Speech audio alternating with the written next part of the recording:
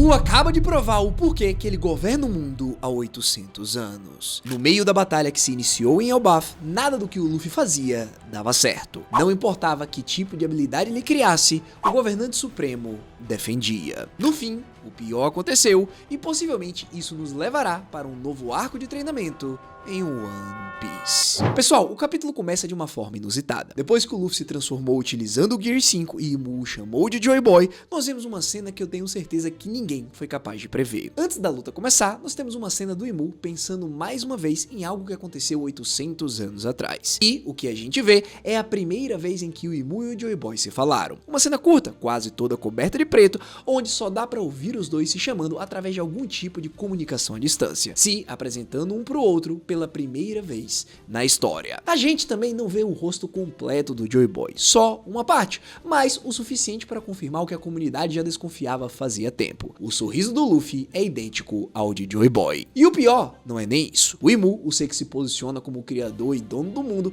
guarda uma memória pessoal quase íntima do maior inimigo que ele já teve na história inteira, provando que muito possivelmente antes de Imu se tornar esse demônio que nós conhecemos, ele era alguém normal, e o seu vínculo com o Joy Boy era muito mais forte do que a gente imaginava. Então, logo pra gente começar, eu quero levantar aquela teoria antiga de que todo mundo já falou há mais de 10 anos. Será que na verdade Joy Boy é o Luffy que voltou no passado para resolver os problemas? Esse sorriso parecido pode ser a confirmação dessa teoria? Sinceramente, eu acho que o Oda não vai seguir por essa linha. Talvez o escritor só tenha colocado essa semelhança no sorriso justamente porque o deus em que ambos representam é Nika, o deus guerreiro do sol, aquele que representa a liberdade, que faziam os escravos sorrirem enquanto sonhava com ele. Ou seja, o sorriso pode ser nada mais do que apenas um símbolo. Embora também eu não descarte a possibilidade, afinal o One Piece já chegou em um nível onde a gente já não consegue mais imaginar o que o Oda tá pensando. Dito isso, voltando para o presente, Imu fala que sabe que Joy Boy já está morto, mas questiona o Luffy, incomodado sobre por que ele tá forçando essas lembranças específicas voltarem à tona, como se relembrar de Joy Boy fosse uma ferida que ele preferia manter fechada. Pessoal, parte da comunidade já está especulando que esse pequeno flashback pode ser só a ponta de entrada pro Oda finalmente começar a explorar o século perdido, mostrando eventos de mais de 800 anos atrás através da própria memória do Imu,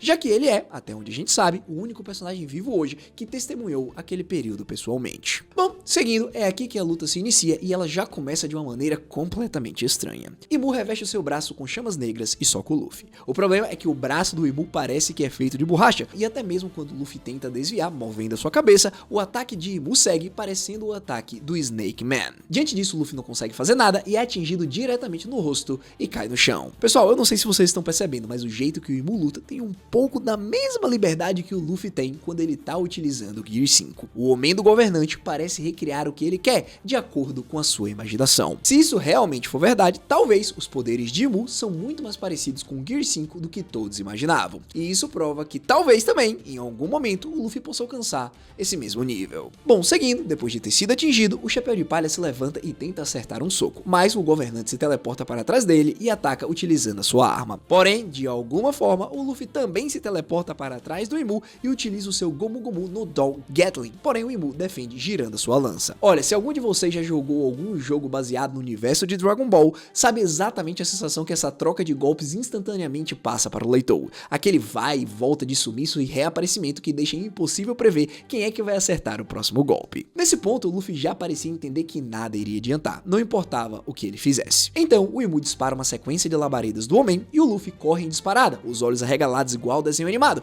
percebendo que aquelas chamas estão perseguindo ele e que se encostassem, iriam explodir. Diante disso, ele para as chamas no ar com uma rajada de socos, mas o Imu não dá espaço nenhum de respiro e volta a atacar quase instantaneamente. E é aqui que vem um dos momentos mais bizarros e ao mesmo tempo mais icônicos do capítulo. O Luffy, no meio da luta, decide utilizar uma técnica nova, Gomu Gomu no Majin, e se transforma em um gênio gigante. É como se ele tivesse saído diretamente do filme do Aladdin, sem nenhuma explicação estratégica profunda por trás disso. E o mais engraçado é que a própria comunidade não faz ideia do porquê que o Luffy fez isso. Não existe um propósito tático elaborado por ali. O Luffy simplesmente achou engraçado virar um gênio no meio da luta. E isso é tão a cara do personagem que chega a ser perfeito. Então, após se transformar, o Luffy diz que ficou assistindo a luta do Lock de longe, e que por conta disso não vai deixar a morte do príncipe ter sido em vão. Nesse momento, o Lock comete o erro de gritar de longe dizendo que ainda tá vivo, porque ao perceber que o príncipe ainda estava por ali, o Imu desvia parte parte da sua atenção para lançar um ataque na direção dele. Nesse momento, o Ragnir, desesperado, rapidamente se joga na frente para proteger o Loki,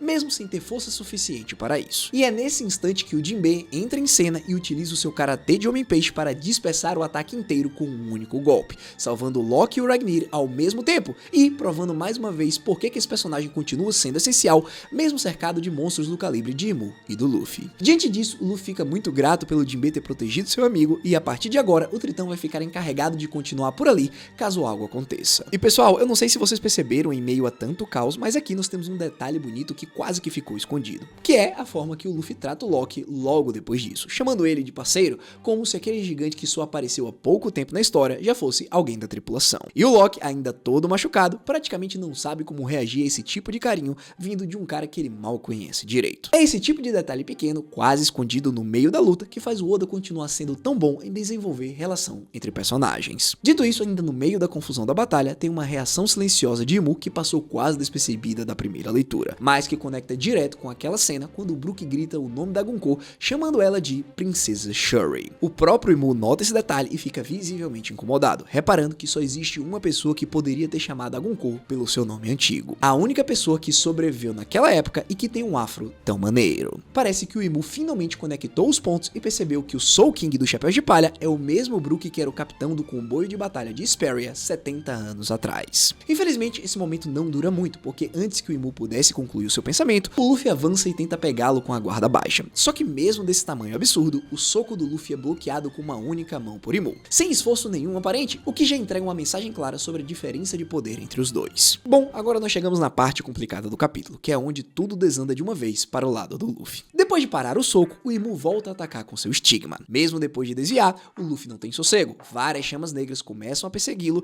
e eu já tava achando que a luta tava ficando repetitiva. Até aqui, chegamos no ponto em que o Imu decide escalar o confronto de verdade. Ele começa a girar a lança que carregava, transforma ela em uma bola de fogo e a partir disso puxa uma espada envolta em chamas negras de dentro daquele anel de olhos atrás das costas dele. Ao empunhar essa nova lâmina, ele a batiza de Espada do Vazio e o efeito dela é absolutamente aterrorizante. Tudo ao redor começa a murchar, as árvores perdem a vida instantaneamente, o chão apodrece, como se a espada tivesse o poder de literalmente sugar a força vital de tudo que ela toca ou se aproxima. O Luffy, que estava distraído correndo das bolas de fogo, nem percebeu o perigo real correndo em direção a ele até ser tarde demais, porque quando ele percebe, o Imu já está em sua frente e enfia sua espada completamente dentro do seu corpo. Essa cena é uma das mais incríveis que Oda já desenhou em termos de derrota, porque nem contra o Kaido o Luffy ficou destruído dessa maneira. Pelo que eu me lembre, a única vez que algo assim aconteceu foi em um dos momentos mais marcantes da saga de Alabasta, no instante em que o Crocodile enfiou seu gancho através do peito do Luffy e praticamente destruiu ele na frente de todo mundo. Esse tipo de demonstração não é só força bruta, é aquele tipo específico de ataque que rouba muito mais do que só a vida, que humilha, que reduz o protagonista a algo pequeno na frente de um poder que ele nem sequer consegue compreender direito. Nesse momento a gente consegue ver o sangue escorrer, a dor é visível em cada traço do desenho e o Imu ainda solta a frase que definitivamente vai ficar marcada como um dos maiores pontos da saga final. Eu entendo, eu sei que você não é Joy Boy, mesmo eu sei disso, até porque Joy Boy nunca seria tão fraco. Pessoal, presta atenção nisso, porque essa frase não é só uma provocação barata. Ela carrega dentro de si a confirmação de que, na visão de Imu, existe um abismo de poder gigantesco entre o Luffy de hoje e o verdadeiro Joy Boy do passado. E isso reabre toda a discussão sobre até onde o Gear 5 realmente consegue levar o protagonista antes da guerra final. Bom, se vocês viram as análises que eu fiz dos últimos capítulos, eu deixei bem claro que aquele soco do Luffy seria igual ao soco no Kaido, que não causaria dano e que na sequência o Imu voltaria e humilharia o Luffy. No final, realmente isso aconteceu e foi pior do que eu imaginava. E aqui tá algo que precisa ficar bem marcado antes da gente seguir para as teorias, porque esse capítulo não é só sobre o Luffy apanhando, é sobre o Imu finalmente justificando anos de construção como o maior vilão que o One Piece já teve. Pensa comigo, desde que ele apareceu, escondido atrás de teorias, de sombras, de aparições rápidas e cheias de mistério, a comunidade sempre debateu se ele realmente mereceria esse posto de ameaça suprema ou se ele era apenas um antagonista político, mais perigoso pelo cargo do que pela força bruta em si. E esse capítulo apaga qualquer dúvida que ainda sobrava sobre isso. Pessoal, não existe desespero no Imu em nenhum momento da luta. Não existe aquele instante clássico do vilão perdendo o controle, gritando, se descontrolando. Existe apenas frieza, controle absoluto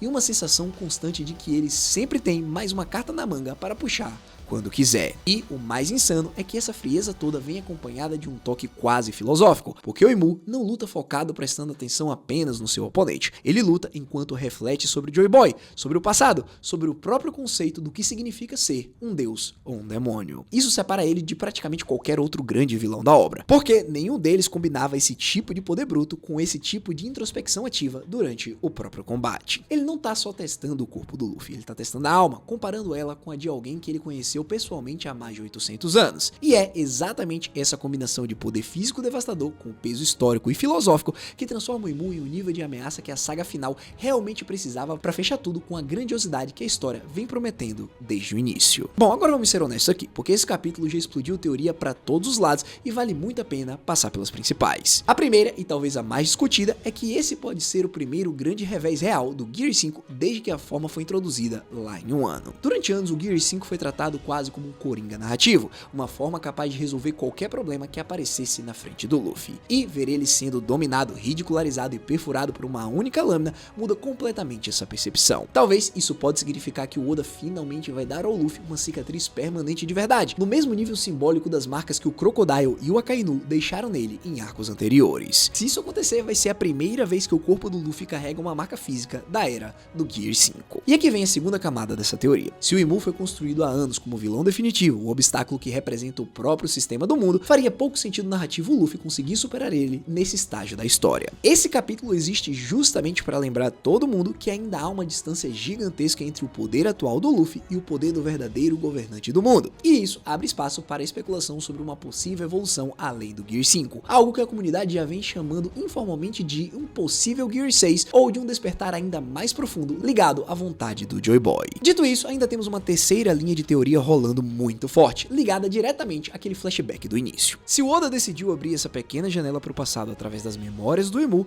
muita gente acredita que isso é o primeiro sinal real de que o mangá está se aproximando do momento de finalmente explorar o século perdido de forma mais extensa, talvez até parando o ritmo da guerra atual por um tempo para mergulhar nesses 800 anos de história que ainda permanecem um mistério quase que total para os leitores. Por exemplo, como sabemos, Imu não tem muito mais tempo para ficar em Elbaf. Estou acreditando que nos próximos capítulos ele vai precisar recuar enquanto o Zoro e o Sanji vencem os Cavaleiros Sagrados. Essa é a única forma do Luffy sobreviver nesse ponto. E se isso realmente acontecer, podemos ver o Imu voltando para a Terra Sagrada frustrado por não ter conseguido finalizar o oponente e a partir disso um novo flashback se iniciaria, ao mesmo tempo que o Luffy está sendo tratado e curado. Seguindo, temos ainda um quarto ângulo interessante circulando entre os fãs mais atentos ao roteiro, que aponta para o título do próprio capítulo. Chamar o capítulo de vazio não é acidente, porque o vazio aparece em pelo menos 3 camadas diferentes dentro da mesma leitura. O vazio que a espada de Imu deixa para trás em tudo que toca, o vazio de 800 anos de história do século perdido e o vazio que separa a diferença de poder que existe entre o Luffy de hoje do verdadeiro Joy Boy do passado. Pensa no que isso significa? O Oda raramente escolhe título de capítulo à toa, e quando um único termo carrega tantos significados sobrepostos ao mesmo tempo, geralmente é sinal de que aquele capítulo específico vai ser referenciado de novo mais pra frente da história,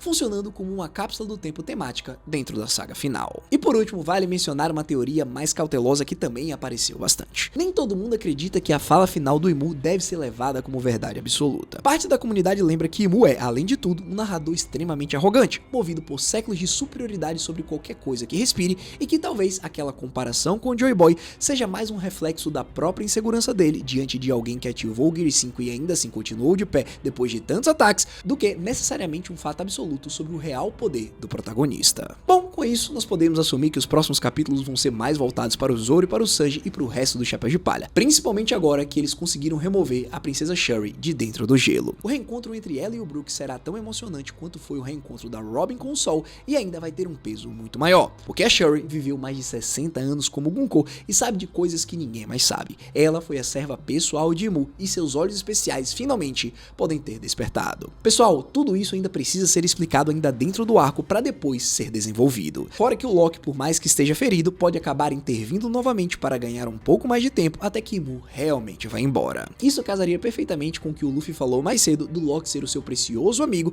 e adicionaria ainda mais peso para ele fazer parte de pelo menos da grande frota do Chapéu de Palha. Bom, esse capítulo foi incrível de muitas maneiras diferentes. O Oda realmente está entregando um clímax incrível com uma reviravolta que só deixa a gente ainda mais hypado para a guerra final. Isso é o Elbaf funcionando em várias camadas ao mesmo tempo, e é exatamente justamente por isso que esse arco continua sendo, sem exagero nenhum, um dos pontos mais importantes da saga final de One Piece. Então agora, pessoal, me conta aí nos comentários, você acha que o Luffy realmente perdeu a luta ou ele vai voltar? E o mais importante, você acha que o flashback do século perdido vai começar ainda nesse arco ou só no próximo? No mais, se você chegou até aqui, eu só te peço duas coisas, deixa o like e se inscreve no canal. E se você quiser entender um pouco mais sobre uma teoria de como as Akuma no Mi surgiram, clica nesse vídeo que tá aparecendo na sua tela.